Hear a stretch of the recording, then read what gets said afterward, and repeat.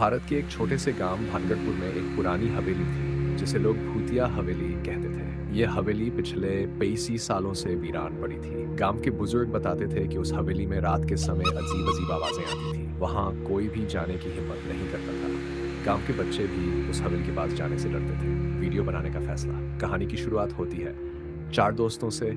रोहित, अंशुल, नेहा और प्रियंका ये सभी यूट्यूबर थे और रहस्यमयी जगहों पर वीडियो बनाकर डालते थे। उन्हें भानगढ़पुर की हवेली के बारे में पता चला। उन्होंने फैसला किया कि वे वहां जाकर एक डरावना वीडियो बनाएंगे और इसे अपने चैनल पर डालेंगे। हवेली के अंदर का माहौल। रात का समय चुना गया क्योंकि वे वीडियो को और डरावना बनाना चाहते थे। उनके पास टॉर्च, कैमरे और कुछ अन्य उपकरण थे। हवेली के अंदर घुसते ही उन्हें ठंडक का एहसास हुआ। हवेली में दीवारों पर अजीब सी आकृतियां बनी हुई थी। वहां एक पुराना झूला भी था जो धीमे धीमे हिल रहा था। नेहा ने कैमरा ऑन किया और उन्होंने रिकॉर्डिंग शुरू की। जैसे ही वे अंदर बढ़े, उन्होंने एक दरवाजा देखा जो धीरे धीरे अपने आप खुल रहा था। ये देखकर उनकी रूह कांप उठी, लेकिन उन्होंने इसे नजरअंदाज कर आगे बढ़ने का फैसला किया। कमरे के अंदर घुसते ही उन्हें एक पुरानी तस्वीर मिली जिसमें एक महिला सफेद साड़ी में खड़ी थी। उसका चेहरा साफ नहीं दिख रहा था, लेकिन उसकी आंखें लाल थी। रोहित ने तस्वीर को उठाया, लेकिन जैसे ही उसने उसे छुआ, एक तेज चीख हवेली में गूंज उठी। सभी डर गए और उन्होंने भागने की सोची,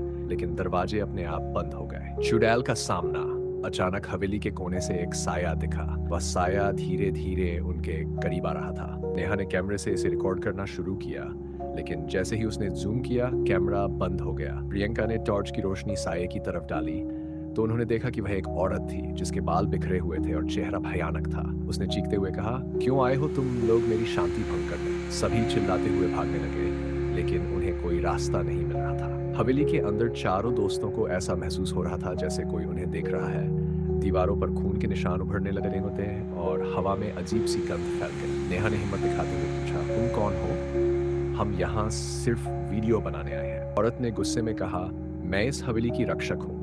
जिसने भी यहाँ आने की कोशिश की है तो मैंने अपनी सजा दी। भागने की कोशिश।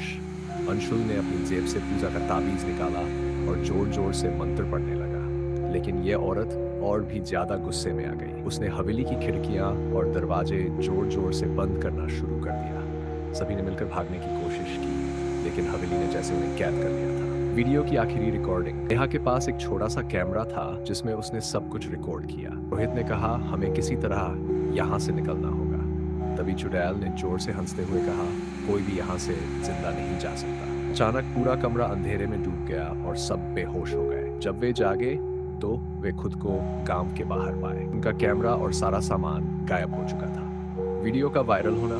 कुछ दिनों बाद नेहा के बैग में वह छोटा कैमरा मिला जिसमें सारी रिकॉर्डिंग थी। उन्होंने वीडियो को यूट्यूब पर अपलोड कर दिया। वीडियो रातों रात वायरल हो गया, लेकिन उस वीडियो के आखिर में एक खौफनाक बात थी। वीडियो के आखिरी फ्रेम में वही चुड़ैल दिखाई दे रही थी जो कह रही थी, तुम मुझसे बच नहीं सकते। अंजाम।